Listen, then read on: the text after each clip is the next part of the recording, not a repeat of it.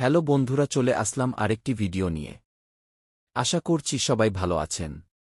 আমাদের আজকের ভিডিওটি হলো কিভাবে এআইকে ব্যবহার করে ছবি এডিট করতে হয়। প্রথমে যে কোনো একটি ব্রাউজার ওপেন করবেন। সার্চ করবেন জিপিটি লিখে। প্রথম ওয়েবসাইট এ ঢুকবেন, তারপর গ্যালারি থেকে একটি ফটো দিবেন যেখানে ফেসটা সুন্দর করে বুঝায়।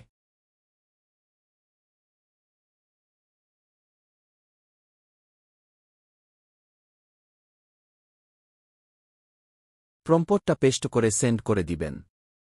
একটু অপেক্ষা করতে হবে, তারপর আপনার ছবিটি রেডি হয়ে যাবে।